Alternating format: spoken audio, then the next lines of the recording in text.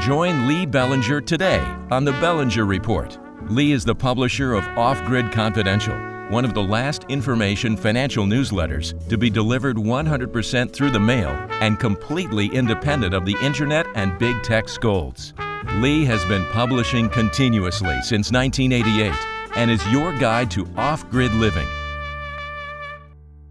Hi, this is Lee Bellinger with the Bellinger Report, and I'm the publisher of Off-Grid Confidential. And I've been in business, in the same publishing business since 1988 and seen a lot of changes. And my publication, Off-Grid Confidential, is one of the few remaining independently published of the internet financial newsletters left in the United States. So I'm either a relic or I was ahead of the curve with regard to getting out of the way of big tech. You'll have to decide that for yourself, whether I'm a relic or was I just smart to get out of the way of the big tech people? I'm talking today to the president and CEO of Swiss America Corporation. They're based in Phoenix. I've been to their headquarters a couple of times. I'm talking to Dean Heskin.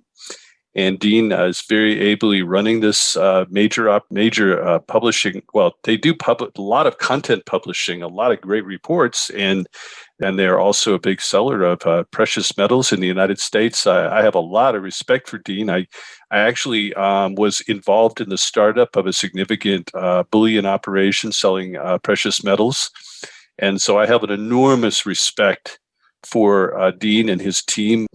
I've had people, when they ask me, where do I want to buy gold and silver and precious metals and IRA and all that, my customers always thank me because your staff is so awesome in helping. You're far more worried about helping your customers and buyers and clients.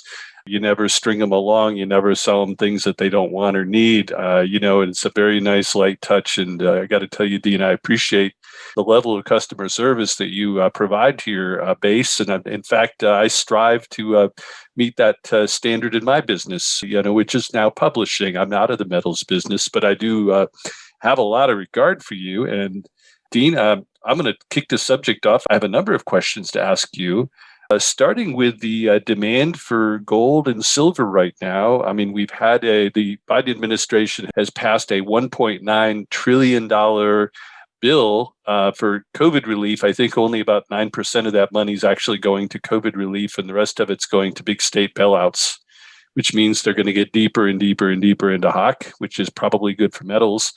And I understand that there's now a $3 trillion infrastructure bill, which is certainly going to bid up the price of metals. I think copper is up 51% in the last year. And so here you are at ground zero of precious metals. So my question to you is, can you kind of share with us your outlook, whether people are calling in and buying precious metals and so forth? Just go ahead and let us know, and appreciate you being here today. Well, thank you, Lee. As always, thanks for the time here, and thank you for all the kind words. You're not a relic by any means. I've told so many. My wife thinks so. That's another issue.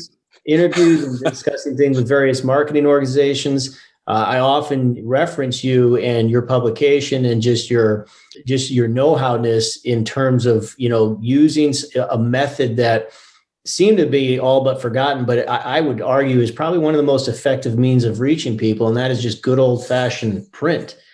And I do think that what helps a lot too is certainly your content, especially in a day and age where we are living in a time where people are becoming so just non-trusting of news, untrusting, I should say, of media.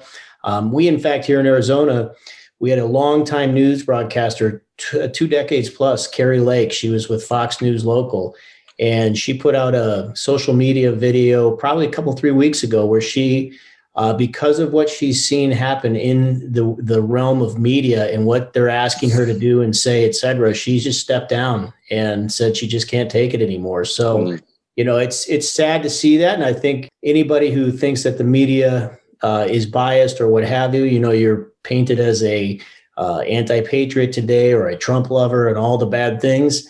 But at the end of the day, common sense will tell you that some of the things that we're being told and some of the things and what we're being told as it pertains to reality, they're two totally different things. Right. But in answer to your question, as far as precious metals go, really, when you start talking about stimulus and all the various things related to COVID, precious metals in as it relates to physical demand kind of got caught up in the same wave of a lot of other things once we saw the transition that happened on election night this year. The concern factor, I'm not going to say panic per se, but just there was a huge shift, a huge move to, oh my gosh, I didn't see this coming. Now what do we do? And we saw tremendous spikes in the amount of public reaction. I can even tell you, through what we do, and like any company does, we try to get our name and our message out to as many people as we can. And we try to utilize various forms of media, albeit, interviews like this right now, or things in your publication, or maybe things on radio or television. In some of the more conservative circles, we saw rates increase to get your message out, in some cases 3 to 5-fold within a week or 2 weeks period of time. That's how much, that's when I say the wave, that's the wave I'm talking about. There was just this huge question mark hanging over everyone's head. And hence some of the reaction of that was, yes, people started to, look into, maybe for the first time ever, what do I need to do to get some gold in my hands? What do I need to do to make sure that, if some of these bad things I hear happening out there, these rumblings do occur, I can at least have something that has had a lasting value. And even a person with no experience or no exposure with gold, they know, gold has been around since, well, quite frankly, since the good Lord put the stuff in the ground and since we started taking it out. So, going back to your question about, whether the COVID stimulus or what have you, if that in and of itself is having an effect, I think yes is the answer to that. But I think it's just one of several points in the continuum of things that have contributed to, the reaction and the buying pressures that we've seen in the market. One thing that jumps out at me is that prior to COVID, the federal budget was $4 trillion. So you're talking about a 1.9 trillion that's been passed now, and another 3 trillion. These are outside normal government expenditures. So sooner or later, when the creation of that many currency units, it's really a rather bullish for the gold market as a whole, and silver. Certainly it's helping Bitcoin a lot, but a lot of people don't necessarily trust, the code, computer strips of computer code. Gold and silver have been around a very long time. I'm not very scientific, but my trick knee looks at certain things, and like the rise in theft of catalytic converters, for example. That the government's inflation numbers are not the most honest numbers in the world, or certainly not the most complete numbers in the world. But these thieves that are taking these catalytic converters with the palladium and all the metals in there, that the little trace bits of metal in the catalytic converters usually is an indicator that we're heading into a commodities bull market. There's obviously a lot of technical indicators suggest a broad market gain. So tell me something. What is the most popular coin or that you're selling right now? Is it the Eagles, or tell me a little bit about what people are buying from Swiss America right now? Well, I'll actually refer back to your original question about, the stimulus package and the effect that might have had in our marketplace. In answering that, to say anything you can get your hands on right now. We have literally, there's still gold and silver to be found out there in a physical form. That's predominantly what we deal in, is not predominantly, exclusively, is finished forms of the product. So bars, coins, old coins, new coins, anything that has that precious metal value associated with it. And I say it somewhat in a form of joking, but somewhat not. It has been challenging to find product that, a year ago, I could put it into our rotation and we'd be selling that same thing month in, month out, month after month. We'll go through spells or periods now where it'll take us several days or even a few weeks, if not more, to find a product that, like I say, a year plus ago was, as readily available to get as well, kind of like toilet paper was pre-COVID. Yeah. Going to the store, you never even thought that would be an issue. Who'd have thunk? Exactly right. Exactly right. But we've had some tremendous success with when COVID began. There was a lot of concern that came with when COVID started too about, is our whole system going to shut down globally speaking, nationally speaking? What do I do? And we saw a new breed of buyer come into our marketplace then. And one of the things that we started doing, kind of unique, I mean, as a company, we've been around for almost 40 years now. We actually started doing a promotional offer for like a Walking Liberty $50. And yeah, we've offered that in your publication as well. And what we found, it was just a good, very inexpensive entry level type thing for somebody to, involve themselves in. And, they could get as many as one of them, or they could get, on the offers, it was 250 of them. But we've had tremendous success. I mean, we've had tens of thousands of those coins that we've sent out to people over the last year now, give or take. So that, in terms of just sheer volume, that's probably been a pretty big one. But like I say, I mean, we deal in the US $20 gold pieces. We deal in the various forms of bullion. Bullion, we had a situation, Lee, beginning of the year. We had a client who was looking to get a few $1 million worth of some Krugerrands. And wow. we got them their Krugerrands, but we had to go to South Africa to do it, where, again, a year ago, you could pick those up in the domestically here, piece of cake. It took us probably the better one of the other challenges or issues that we run into due to COVID is things just don't move like they used to a year ago. So coming from South Africa, even in pre-COVID time, getting gold from South Africa was maybe if it took a long time, a week, it took us a better part of 6 weeks to do that. And wow. So it's the thing is that, and this is something I wanted to point out to the people listening, and this is one of the reasons I asked to talk to you today, is you're an exceptionally well-connected organization, having been out there for 39 years. And, when you guys have to scrounge to find things like the Krugerrands, that's a big deal. It says a lot. Sometimes it's the little unguarded things that tells you. And so tell me a little bit more about your Krugerrand finds. I think that's intriguing. Well, it's been, literally trying to turn over rocks in the riverbed to find whatever product we can at this point. And, part of what feeds into that dynamic, even for maybe somebody who's watching this today or somebody who's, listening to this, who may not have a lot of exposure or experience to this type of marketplace, I think it's safe to say that for a lot of people who buy physical metal, the type of thing we deal with or deal in, these are people who they're not, in some cases, yes, maybe they are very fanatical and concerned about, the government's going to heck in a handbasket and that whole deal. But I can assure you, I would say in a lot of cases, in many cases, there are people who, just like you and I, everyday people who, they've got some money put away, and if they've got $1 million in their retirement account or $100,000 in their retirement account, they're not saying, I think it's going to all disappear. They're saying, just maybe as a hedge, I'll take 100,000. If I have $1 million, I'll put 100 grand in here, or maybe a couple hundred tops. Or if they have that 100 grand, they might take 10 to 20 grand and put it in a gold as a just in case type fund. And the reason I bring this up is just to say, when you ask, where do we find the product or what other type Krugerrand stories do we have?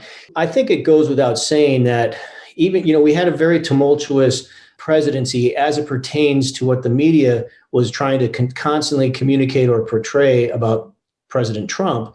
And there was overall, it just seemed like 4 years of a very tense situation. And because of that, and even going back prior to that, the 2 terms President Obama served, there were a lot of people who, not out of panic, but just out of prudence, I'll say, put some metals away just in case. Well, the significance of that is this.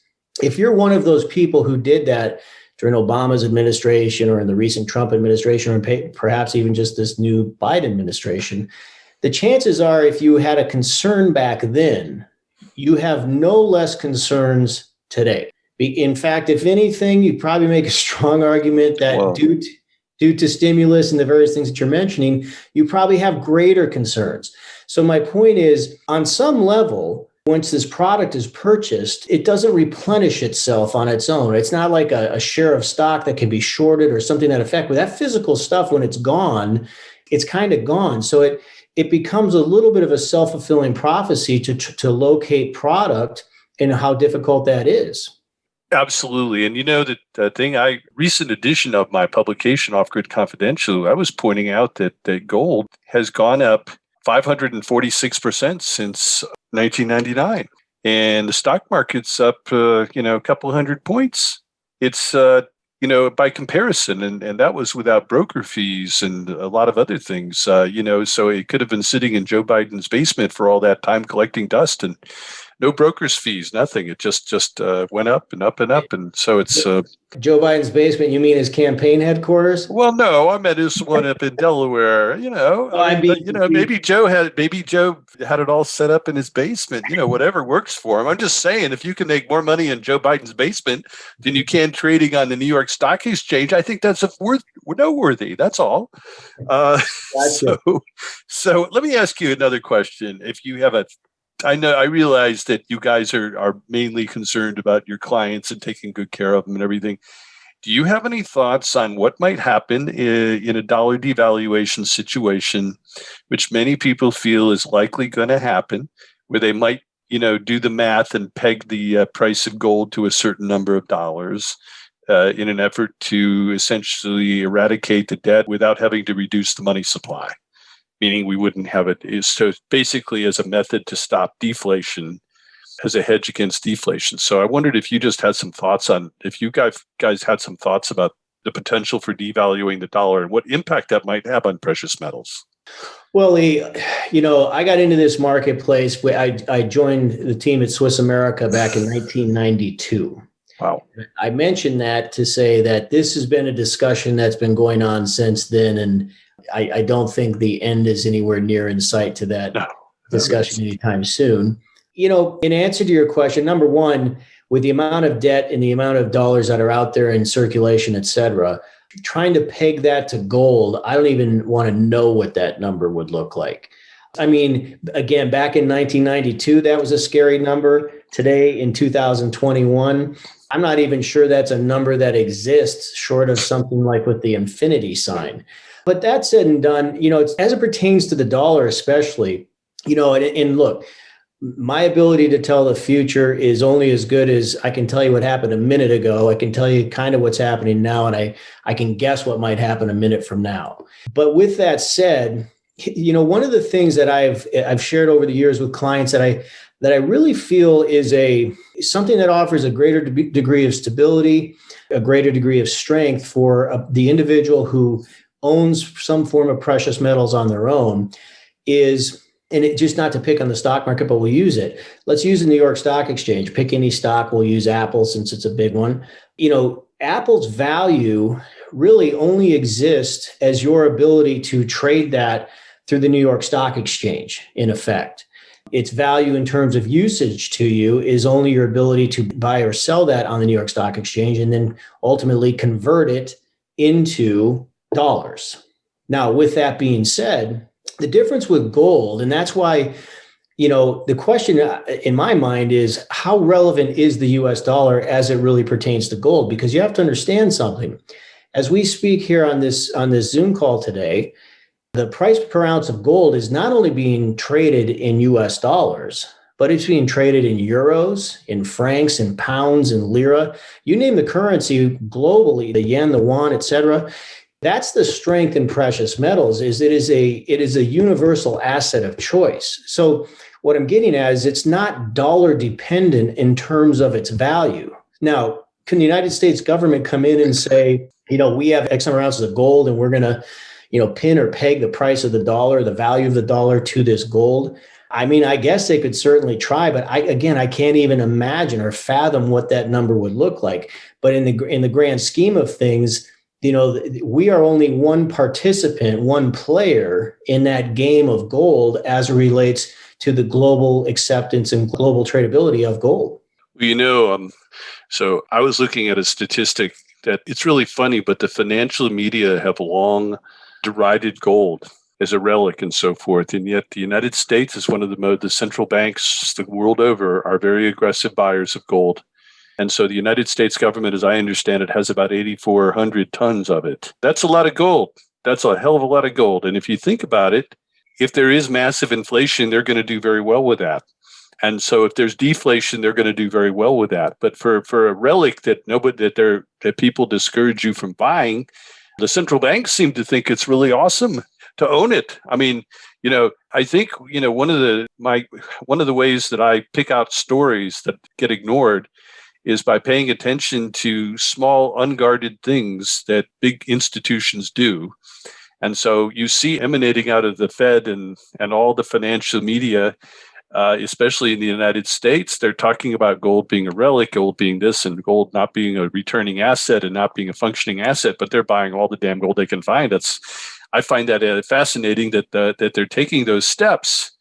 Because that tells me that central bankers seem to know something that the financial media in the United States in particular don't seem to understand. And that's right. And so I'm always thrilled when I see an organization like yours in particular that takes such good care of the people. That's so important to me that I know, because people get scared about these issues, and you just like your personality, you can see from just talking to you, you have a nice, calm, flat-lined personality when it comes to these issues, and you look at them in a bipartisan way and not necessarily, from an ideological point of view, which I think is very, I think it's a big plus for Swiss America, because it's good business to really understand and have an objective view on metals. Now, I'm a little more excitable about metal. I like it, and I confess to these sins, but my subscribers don't seem to mind all that much. I do tell them the downside. I've told them the downside of metals and different kinds of metals to buy and so forth. But let me ask you something. I just would like to kind of talk about your real money perspective and your publications that you're doing. You had your annual publication, which, by the way, thank you for inviting me to write in it. It was really cool to be part of that. Thank you. Tell me a little bit about that. I know it's your 39th anniversary, your 39th year of publishing it, which is awesome. So Real Money Perspectives, which, the RMP newsletter is referred to, yes, it in its 39th year. And, for 39 years now at Swiss America, what we've used that as is certainly, we'll call it a promotional piece of sorts, but very similar to and I'll pat you on the back a bit here, very similar to the publications that you've been putting out over the years. There's more balance there than you're leading on to with yourself. I mean, there's perspective where you're looking at, the full spectrum of things. Yes. And, the key with that is, especially in our business, look, I feel bad for the average American out there who's, relying on their wealth advisor or their broker or what have you to guide them, in so much as that, for all the years I've been dealing in the money world, what you run into is if the person who has your money deals in stocks, well, their world is stocks are good, gold is bad. We'll just use that as an example. If it's a gold guy, there are a lot of them out there that will say gold is good, stocks are bad. And in some cases, one or the other may be right. But at the end of the day, what we've tried to do with the RMP newsletter is to, share with people perspective, give them, it's not just a matter of here, gold is good, but let's look at some of the reasons why gold is a good thing for you to have. Stocks aren't bad, but here are some things potentially that could be a problem. I'll tell you what's interesting. I know this wasn't really something probably that we had planned on discussing, but you look at inflationary pressures and some of the tensions or financial tensions that are growing and building out there. And what's kind of interesting, if you look at it, we're kind of in a little bit of an unprecedented time right now, in so much as that you look at the Dow, that's basically knocking on the door of record highs. You look at gold, that pretty much is at kind of, all-time highs as well, not far off there. Silver's had a little sniff of the same. You mentioned copper earlier. You look at real estate, same thing there. Real estate, big time. And so what I'm getting at is, for a lot of years, especially, again, going back to when I started in 1992, there was kind of this reality, seemingly and somewhat evident, like if gold was doing well, stocks were probably doing bad. And if stocks were doing well, gold was probably not doing that well. But now you've got all these markets that are kind of capped out. In fact, I had a discussion yesterday with a guy who does a lot of like work for me around my house, a contractor. And I knew prices have been going up. We're talking about lumber because he had to get some lumber to do this thing for this deck. And he said, just so you're aware, we started talking about this a couple of weeks ago. The price of lumber has now tripled. And, the point is there is a lot of pressure building out there. One of the things that, at the end of the day is always nice about our marketplace, and I'm, not to get too far away from the R&P question, but the nice thing about gold is it's an unencumbered asset. In other words, there's no debt tied to it. Its value is just based on it can go down if a lot of people start selling off. It can go up if a lot of people start buying. But at the end of the day, if people can't pay their debts anymore, the physical asset itself, that doesn't have an effect on it. If people can't pay their futures contract, that's a little bit, Well, that Dean, that's another thing is was it the 2008 deleveraging panic? Correct. So everybody was throwing out all their best investments to cover the wicked shimmy in their they were overextended on debt, and they had to throw out their best assets. They were selling their ExxonMobil. They were selling, and gold. They sold gold and silver, and those metals dropped. But it was one of the few asset classes to close out with a 5% gain that year. Right. That's pretty impressive considering that the stock market went down to 6,200. The Dow went down to 6,200, and you had the Harry Dent guy telling people to short the Dow at 6,200. I'm like, okay, then. So, I mean, but it got lost in the shuffle that gold was, it was one of the few assets to come up 5% that year. It took a beating for a while, but that was because it was valuable and people were selling it because they had to cover all the negative debt shimmy they were in. So it was kind of a... and I'll tell you, Lee, on that note, I've always told people, like, look, at the end of the day, I don't believe anyone really knows for absolutely sure what's going to happen in whatever financial market tomorrow. We can take the data, take the information, make the best informed decision we can, but nobody knows for sure. But one thing I've shared with people over the years, in the history of my involvement in this marketplace, and I believe the history of this entire marketplace, no one has ever gone broke owning physical gold. It'll have value. Now, I can't tell you if it'll be higher one day or lower another day, but you can't say the same thing about stocks. You can't say the same thing. Like most people look at the Great Depression and real estate and how it crashed, and they think it was because of the debt problems. People were losing their real estate not because of the mortgage they had on it during the Depression. They were losing it because they couldn't pay the taxes on it and the government was taking it. So, But that's where, to have an asset like this, it is unencumbered. Its value is based on what sits in front of you, not based on somebody else's ability to pay a debt back. President, and that was one of the things where I got in a lot of trouble because I was pointing out that basically government spending is an unstoppable trend. It will continue. And under President Trump, it continued. And he was a soft money guy. He was not a hard money guy. And I can't imagine somebody trying to raise interest rates. It's just not possible to raise interest rates anymore because if they do, the government's entire funding mechanisms fall apart. And you're talking about people not getting their Social Security checks. No political party is going to do that. There is no such thing as a hard money party anymore. We'll refer to that as the proverbial slippery slope. It is a very slippery slope. So I think we've pretty much covered. I'm going to definitely ask you back in the near future. But I wanted to ask you if there's anything that I've missed. Would you mind giving us the 800 number where people can call and get reports and talk to your salespeople? Because they really, they're not even salespeople. They're awesome. They're far more interested in getting out the critical information to people to make their own decisions. That's exactly. And I think I love the way you do that. It's such a light touch. I've never had anybody come back to me and say, "Oh, Lee, these guys are a bunch of jerks," or anything like that. They are always very happy. And so I would tell you if you did hear that, I'd certainly want to know, but I know you're not going to hear that. And I would tell you, but it's actually kind of annoying. I have no complaints. I'm trying to make my customer operation as almost as good as that. They're actually really good on my side too, but it is nice. I think people really appreciate being able to call a number. They don't necessarily have to go online, and they can talk to people that actually know what they're talking about in a friendly, relaxed manner. That's right. And they certainly, I mean, my encouragement to your viewers or listeners here is that, give us a call at our toll-free number, which is 1-800-289-2646, which actually, going back to the old days, is 1-800-BUYCOIN. Interesting how that works. We've been in business 1-800-BUY-COIN. Wow. There still used to be rotary phones, and then we got into the push ones, et cetera. Oh, man. But yeah, the Real Money Perspectives and actually the Secret War on Cash are two great reports that I encourage everyone to read. Secret War on Cash is a must. Do you have any books coming out?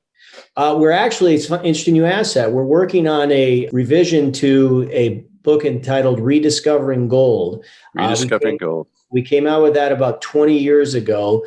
There are a lot of things in there that look very prophetic. It was our former owner, Craig Smith, who's now our chairman emeritus. He co-authored that with Lowell Ponte. I believe it was Lowell Ponte. Anyway, we're doing a revision to that book now, which we hope to have available here soon. The points in there are timeless. There's just some of the things that were talked about. Hey, this could happen. They have happened now. So we're going to be able to discuss that a little further, but that'll be coming out soon. That's awesome. Is there anything I've missed that you'd like to drop in and let people know about? There was so much to cover here, but we've really covered a fraction of it. But at least we got this meeting set up, and we can do another one soon. For sure. No, I think you've done a great job of hitting on some very, very key points, and just enough to where we don't put anybody to sleep here. And again, I just encourage you to call our toll-free number, that 1-800-289-2646. There is zero obligation upon getting the information. There's no charge for the information. The only thing that is asked, if you look at that information and it's something that you have questions about or you'd like to pursue any further, you share that with us, and we can kind of take it from there. And as Lee mentioned earlier, or as you mentioned, I should say, I'm speaking as though we're in the third person here. We are in Zoom after all. But, if there is any questions that you have, our people are there to answer those first. And it's been a very effective means that we've had over the near 4 decades we've been in business to educate people first and then get them involved as it fits or as it's appropriate for them. Gosh, I've only been doing this for 33 years. Does that make you older than me? Awesome. I like that better. You seem to be aging as well as gold. So that's okay. I don't think you've spent a lot of time in Joe Biden's basement. So you don't look the worse for wear. Well, we didn't even get into the health benefits of eating gold. There's a whole and silver for them. Oh my, let's not say all that. We don't really need to bring the FDA into this. There's plenty of agencies that don't like things that people say. I think we can just, but this is Lee Bellinger. I'm completing my interview with Dean Heskin of Swiss America. And they're an awesome company, and I've enjoyed doing business with them for quite some time now. So, Dean, I'm looking forward to talking to you and other experts in your area in the near future. So, thanks for your time today. Thank you, Lee. Pleasure, and look forward to doing it again soon. Bye-bye. Bye-bye.